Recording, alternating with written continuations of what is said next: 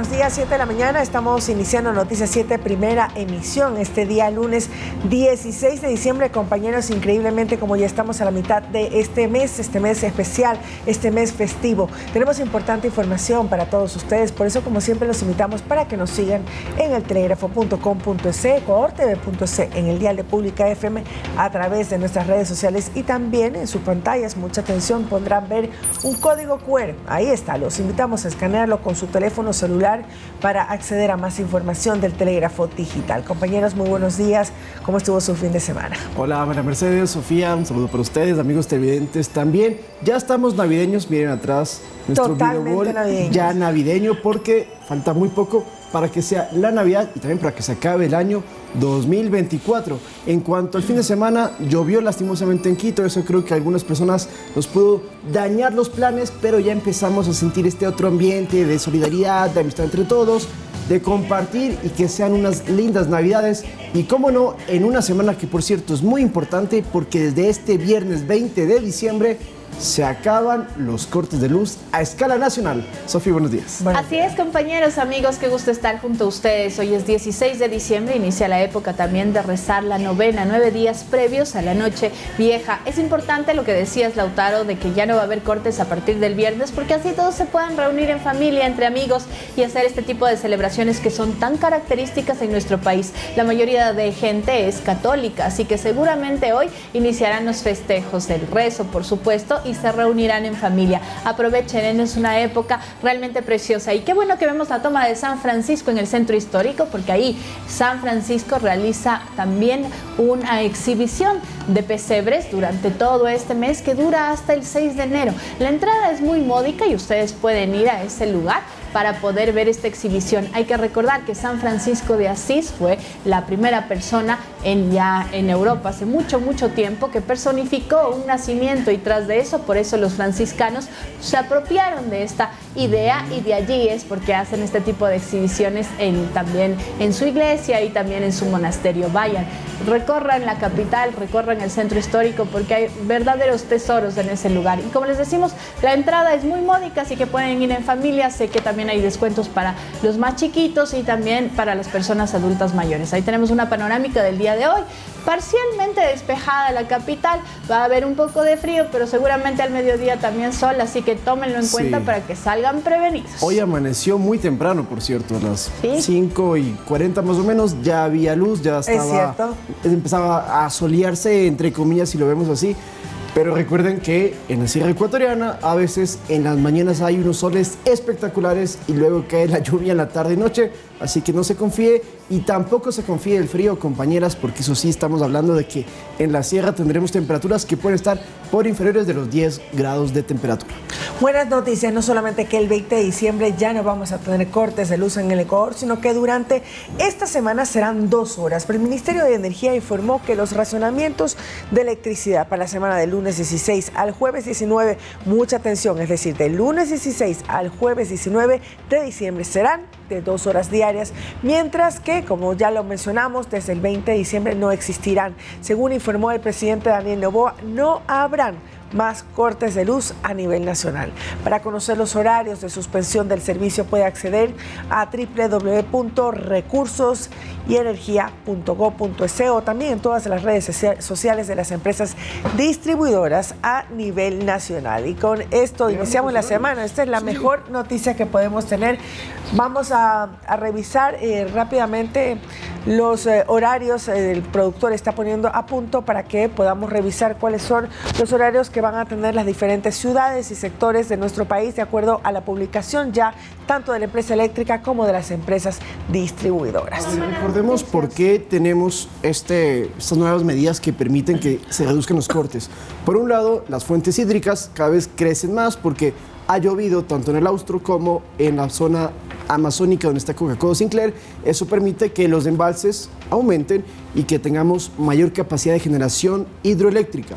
Segundo punto, Colombia nos entrega aproximadamente 400 megavatios y esto también, por cierto, ayer se lo agradeció al presidente Petro, que estuvo aquí en el Ecuador, ya lo vamos a hablar.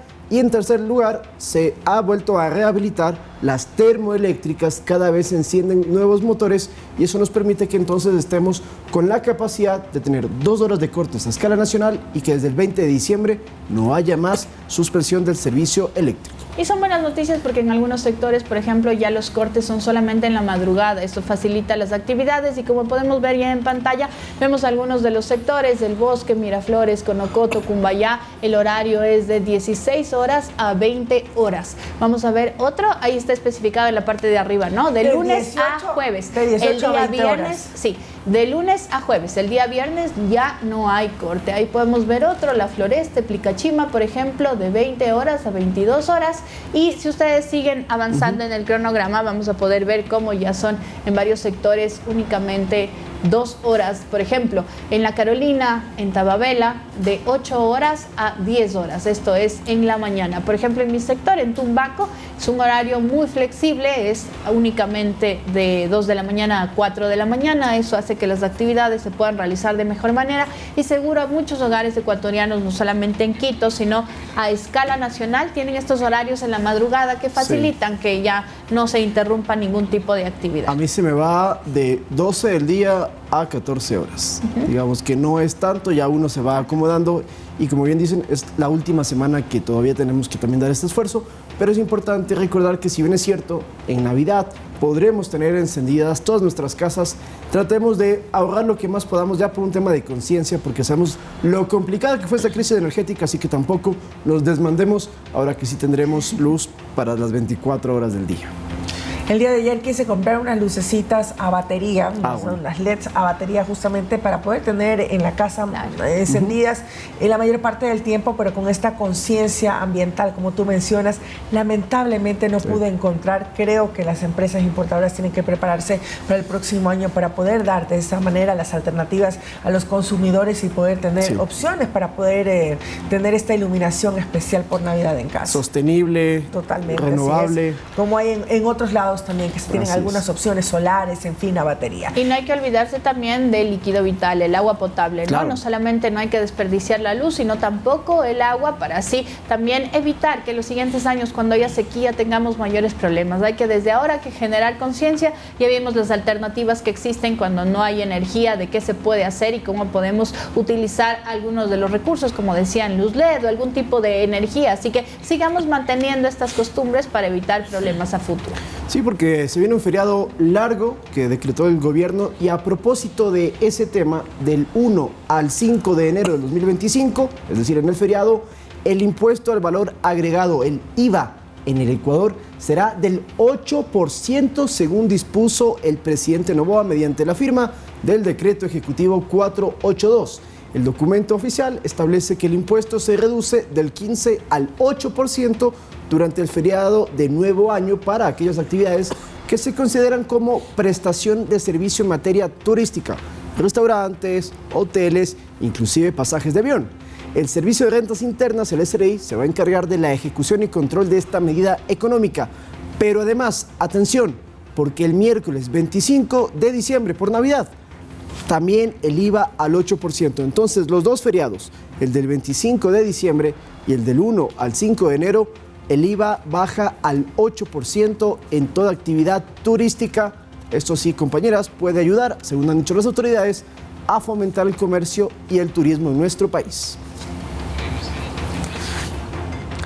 Y también información para que se puedan ir organizando dentro de las actividades al cierre del año. La Agencia Metropolitana de Tránsito, AMT, informa que debido al cierre de este año fiscal del Servicio de Rentas Internas y de la Agencia Nacional de Tránsito, el horario de atención para algunos de los servicios de la AMT serán los siguientes. Atención, la matriculación en línea hasta el 19 de diciembre del 2024 a través de la página web www.amt.gov.es. Matriculación de vehículos nuevos hasta el 19 de diciembre del 2024. Este trámite lo realizan las concesionarias. Centro de Matriculación Bicentenario Iquitumbe atenderá todo trámite presencial hasta el 27 de diciembre del 2024. Esto será de lunes a viernes, desde las 8 horas hasta las 16:30. Toda esta información en la página web amt.gov.es, como tiene en pantalla, para que pueda actualizar y revisar estos horarios que acabo de mencionar y pueda matricular sin inconvenientes ni aglomeraciones su automóvil. 7 de la mañana con 10 minutos. Las fuerzas militares refuerzan la seguridad en las zonas estratégicas de la provincia del Napo por las protestas de los últimos días de sectores sociales que se oponen a la construcción de la megacárcel en Archidona.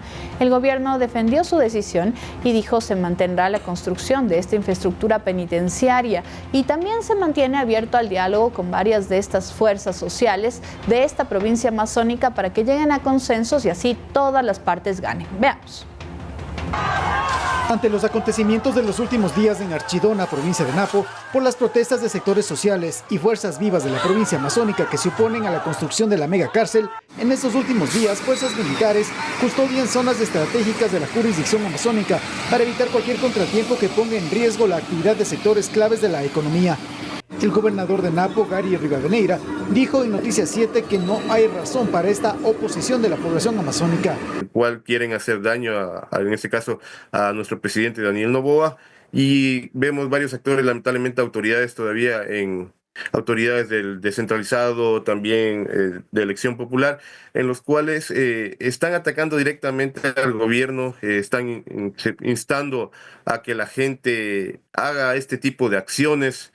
Vemos en los discursos llenos de odio. Entonces, yo creo que eso tuvo su cambio de una resistencia pacífica que estaba al inicio a tener actores políticos.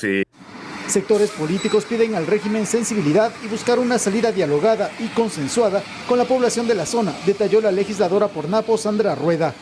Cuando se quiso hace 5 meses obtener una sola información, se nos emitió una resolución con carácter de reservado por parte del SNAI.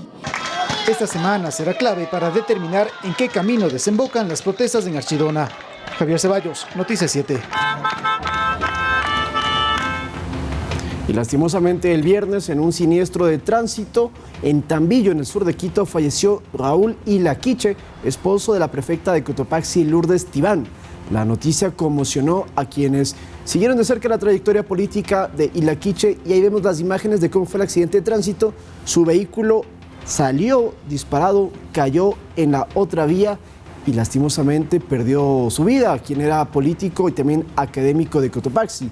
Las honras fúnebres y el sepelio se dieron lugar en la localidad de Pujilí, también en Cotopaxi, en medio del dolor de su familia y del acompañamiento de ciudadanos y militancia de diversas organizaciones indígenas. Ilaquiche ocupó también cargos dentro de la CONAIE, era un dirigente muy reconocido y también muy apreciado en Cotopaxi, y la prefecta pues agradeció las muestras de cariño que han recibido por parte de varias personas, tanto simpatizantes como otros dirigentes locales y de toda la Sierra Ecuatoriana, a quien en vida fue Raúl Ilaquiche, que lastimosamente perdió la vida en un accidente de tránsito que se está investigando si fue por la calzada mojada, una falla mecánica o una impericia.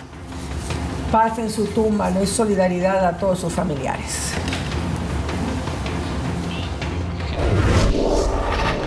Los presidentes de Ecuador, Daniel Noboa, y de Colombia, Gustavo Petro, tuvieron un encuentro bilateral este fin de semana en Galápagos. Durante esta reunión se habló de la urgencia de mantener latentes los lazos de cooperación energética importante para nuestro país, de lucha además contra el cambio climático y el desarrollo de la frontera común para restar espacio a todas las actividades ilícitas, como por ejemplo el narcotráfico. La sede del encuentro fue la Estación Científica Charles Darwin en la isla Santa Cruz en Galápagos. Reunión de los presidentes de Ecuador, Daniel Noboa, y de Colombia, Gustavo Petro, que se dio en un momento clave de la relación bilateral. Clave porque luego de una reunión más formal, el mandatario ecuatoriano resaltó la urgencia de que se mantenga la cooperación entre las naciones vecinas, especialmente en la energética, como consecuencia del cambio climático y por la inoperancia de gobiernos anteriores en dar mantenimiento al sistema energético ecuatoriano.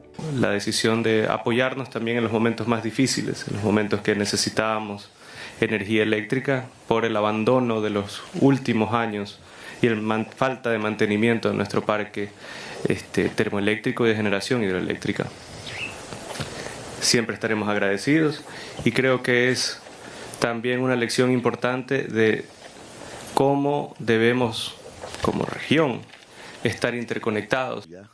El jefe de Estado colombiano, Gustavo Petro, ratificó esta cooperación hacia Ecuador, pero plantea ir más allá, tomar acciones firmes y concretas contra el cambio climático. 2.3 grados centígrados por encima del promedio de la revolución industrial en aquel entonces, ni más ni menos significa catástrofe, no solo para la vida natural en general. En este encuentro, al que el mandatario colombiano lo llamó Alianza por la Vida, se habló también de una mayor presencia del Estado en la zona de frontera común para la proliferación de las actividades lícitas y no de las ilegales, que tienen que ver con la articulación de nuestros dos países alrededor de la lucha contra el narcotráfico, que cada vez es más una multinacional, no un cartel local. Tengo mis teorías de por qué ha involucionado de esa manera, pero nos corresponde es rescatar la sociedad, la política, las instituciones, la cultura. Conversamos sobre el tema mataje, vamos a tener una mesa de trabajo entre nuestros ministerios de defensa para analizar y tomar la mejor decisión. Al final del día, los beneficiarios deben de ser las poblaciones que están ahí. Aunque no es oficial, se espera una próxima reunión de los dos mandatarios, pero en tierras colombianas. Javier Ceballos, Noticias 7.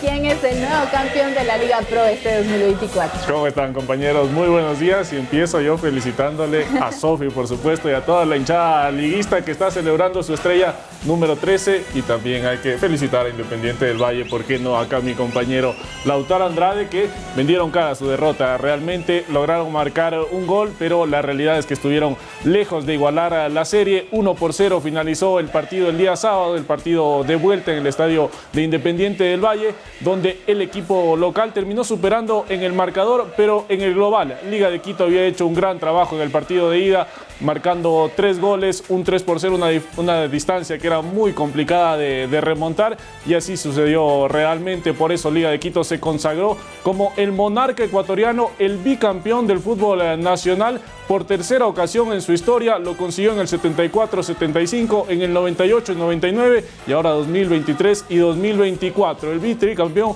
por supuesto, del fútbol ecuatoriano, 3 veces fue bicampeón de este campeonato. Así que todo esto lo estaremos hablando en el segmento de deporte con todos los festejos, porque la hinchada de Liga se reunió en las calles de la capital para festejar este gran título. Nosotros nos vamos a una pausa, pero regresamos con más detalles del título número 13 de Liga de Quito.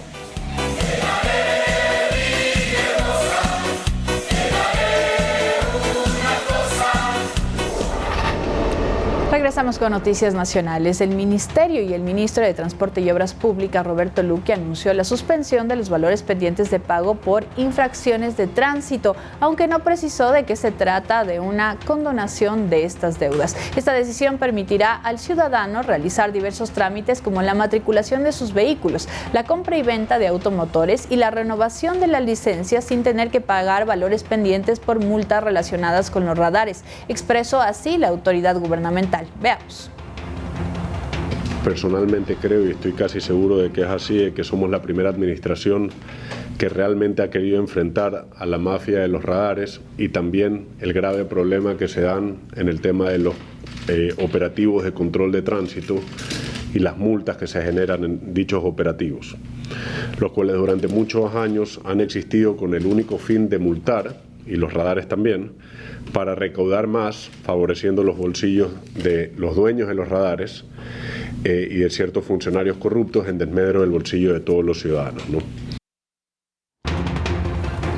Muy bien, entonces, se suspende el pago de los valores pendientes por las infracciones de tránsito, pero no es una condonación de la deuda, eso para que quede bastante claro. Y en otras noticias, el Ministerio de Economía indicó que en el transcurso de los próximos 15 días se va a ejecutar una transferencia de $24 millones a los cooperantes que mantienen convenios con el Ministerio de Inclusión Económica y Social, el MIES, para cubrir valores pendientes de pago hasta noviembre del año en curso. Esta cartera de Estado reiteró el compromiso del gobierno del presidente Noboa de cumplir con la asignación presupuestaria a diferentes actores del sector social para garantizar la atención y prestación de servicios a la población. Estamos hablando de los prestadores que contrata el MIES, prestadores externos para diferentes servicios que se otorga. Había una deuda, pues entonces se va a empezar a cubrir parte de ella con estos $24 millones que hasta finales de año llegarán a sus respectivas arcas.